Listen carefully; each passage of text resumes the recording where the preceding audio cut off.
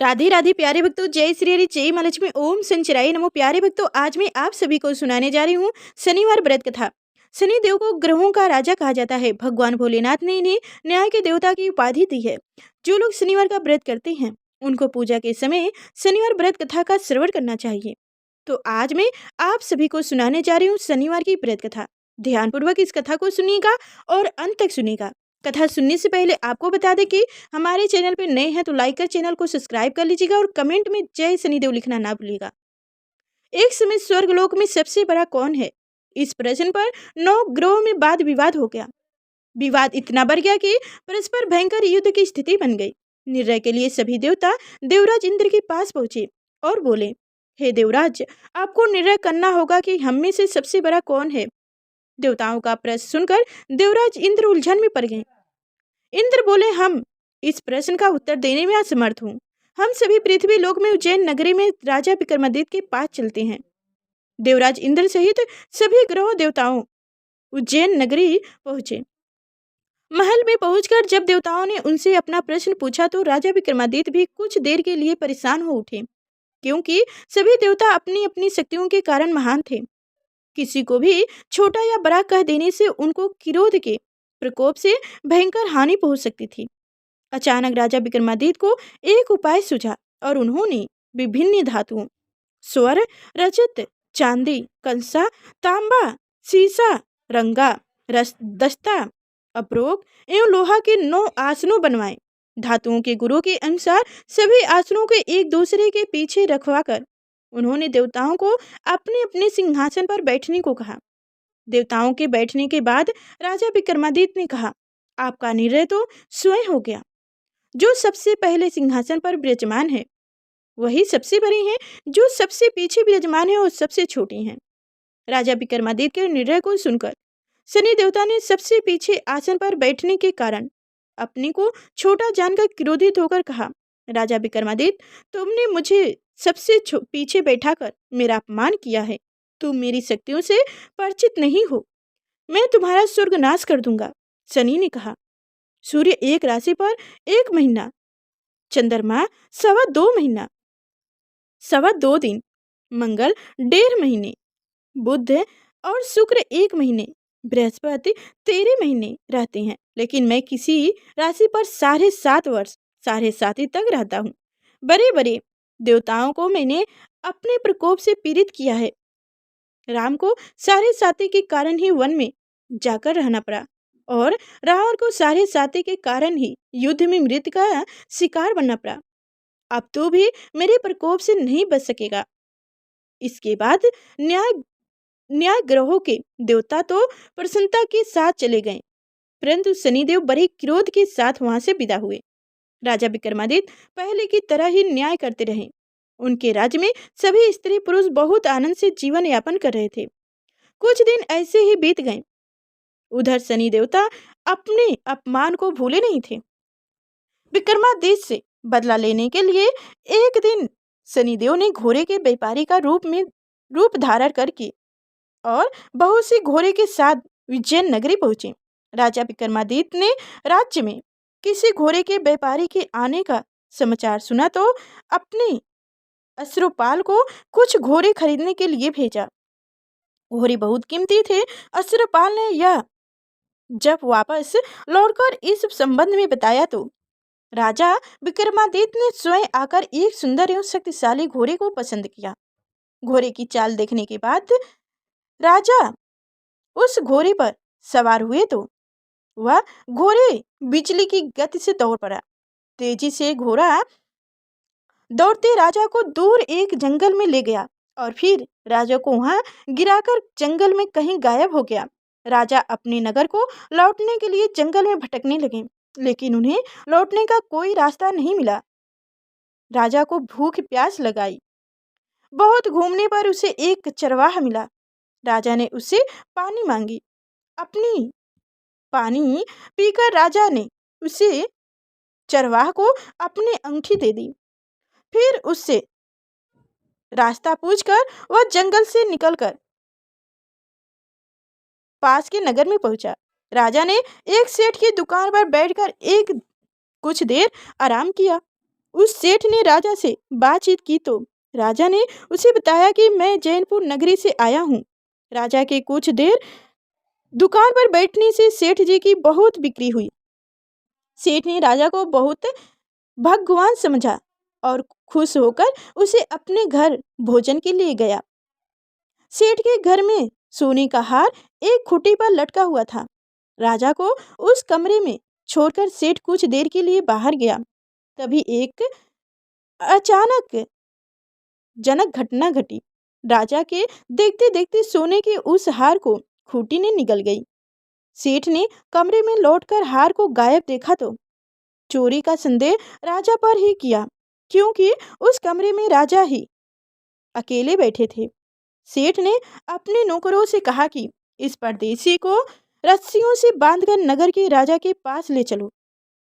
राजा ने विक्रमादित्य से हार के बारे में पूछा तो उसने बताया कि उनके देखते ही देखते खूंटी ने हार को निगल लिया था।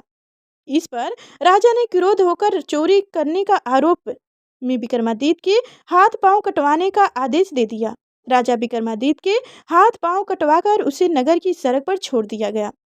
कुछ दिन बाद एक तेली उसे उठाकर अपने घर के ले गया और उसे अपने कोहली पर बैठा दिया। राजा आवाज देकर बैल को हटहटाता रहता। इस तरह तेली का बैल चलता रहता और राजा को भोजन मिलता रहता। शनि के प्रकोप की साढ़े साथी पूरी होने पर वर्ष ऋतु प्रारंभ हुई।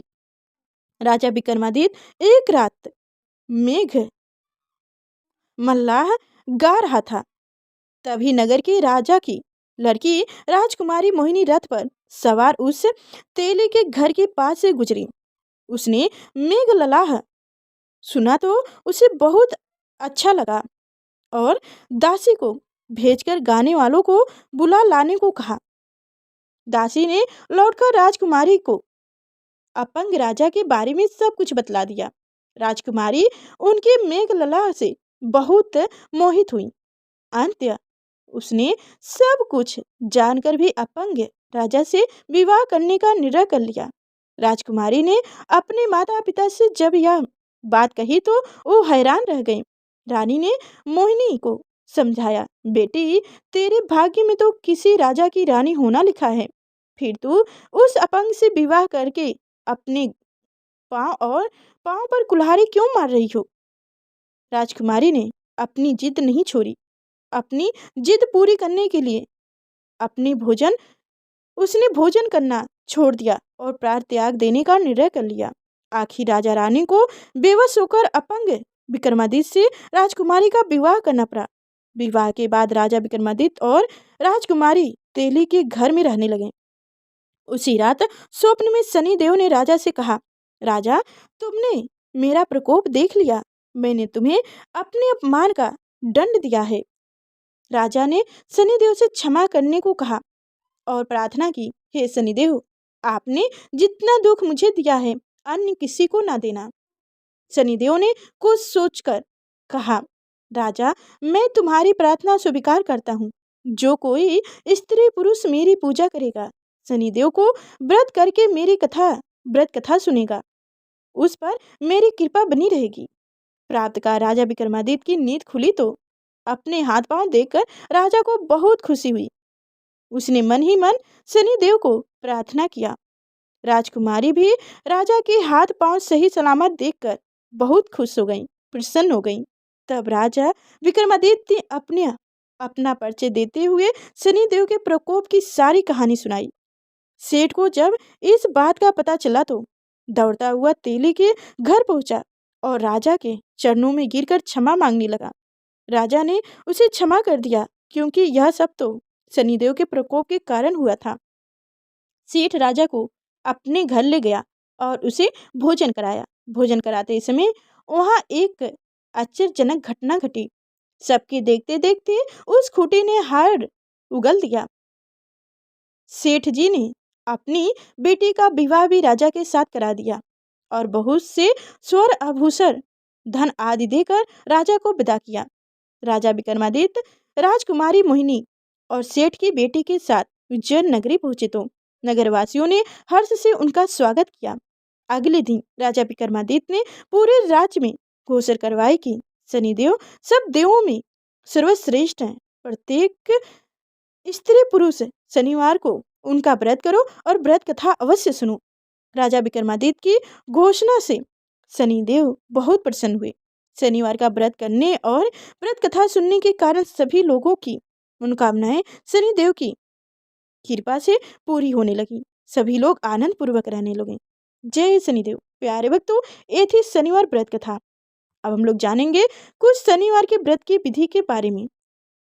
तो कब करें शुरू शनिवार का व्रत, पहले ये जान लेते हैं। वैसे तो शनिवार का व्रत कभी भी शुरू किया जा सकता है, लेकिन सावन माह में पड़ने वाली शनिवार को शुरू करने का खास महत्व है। इसके अलावा यह व्रत किसी भी शुक्ल पक्ष के शनिवार से शुरू किया जा सकता है। कहा जाता है कि शनिवार का व्रत रखने से सेहत से लेकर नौकरी तक हर चीज में लाभ मिलता है। ये व्रत अनुशासन सिखाता है और परिश्रम करने की शक्ति बढ़ाता है। कितने शनिवार रखें व्रत? मान्यताओं के मुताबिक 7 शनिवार व्रत रखने से शनि के प्रकोप से सुरक्षा मिलती है और हर क्षेत्र में सफलता प्राप्त होती है। आइए जानते हैं कि क्या है शनिवार व्रत रखने की सही विधि। पूजा विधि। शनिवार का व्रत रखने की पूजा विधि। शनिवार के दिन सुबह जल्दी उठकर स्नान करके साफ कपड़े पहनकर व्रत का संकल्प लें। इसके बाद शनि की प्रतिमा या शनि यंत्र रखें और शनि मंत्रों का जप करें। अक्सर यह कहा जाता है कि आप शनिवार अगर व्रत रखते हैं तो पीपल की पेड़ में सूर्योदय से पहले जितने आप सुबह 4 से 5 के बीच में जितनी सुबह ही आप पूजा करें। शनिवार के दिन पीपल के पेड़ में जल चढ़ाएं। जल में काला तिल, चावल, गुड़, 1 लोटा जल, इतना में ही आप डालकर अगर शनिदेव की पूजा कर लेते हैं तो भगवान शनिदेव आपसे प्रसन्न हो जाते हैं। उसके बाद आप जो भी करना चाहते हैं, सरसों के तेल के दीपक जलाइए और जो भी अगरबत्ती धूप दीप हो जला दीजिए। इस दौरान शनिदेव को पंचामृत से स्नान करवाना काफी शुभ माना जाता है। इसके बाद उन्हें काले वस्त्र, काले तिल, सरसों का तेल अर्पित करें और सरसों के तेल का दिया जलाएं। सरसों के तेल का दिया जलाएं। उसके बाद शनिदेव चालीसा का कथा का पाठ भी करें। शनिदेव की कथा सुने। पूजा के दौरान शनिदेव को पूरे और काले उड़द दाल की खिचड़ी का भोग लगाएं। आखिर में अनजाने में हुई गलती की माफी मांगे और आरती करें। और अक्सर ये भी कहा जाता है कि आप शनिवार के दिन काला वस्त्र ही पहने, जिससे आप काला, सुहागिन स्त्री को काला पहनना मना होता है, तो इसलिए जो भी कोई वस्त्र हो उसमें काला मिला हुआ हो आप पहनिए। इसे बहुत ही शुभ माना जाता है और पुरुष तो काला पहन भी सकते हैं, तो पहन लीजिए। और भगवान को हो सके तो आप काला छोटा मोटा कपड़ा भी उनको अर्पित कर दीजिए, चढ़ा दीजिए। प्यारे भक्तों, हमारी जानकारी आप सभी को कैसी लगी कमेंट में अवश्य बताइएगा। और अभी तक हमारे चैनल को नहीं सब्सक्राइब किए हैं तो प्लीज़ सब्सक्राइब करके, लाइक करके चैनल को सब्सक्राइब कर लीजिए और कमेंट में जय हो शनिदेव लिखना ना भूलिएगा।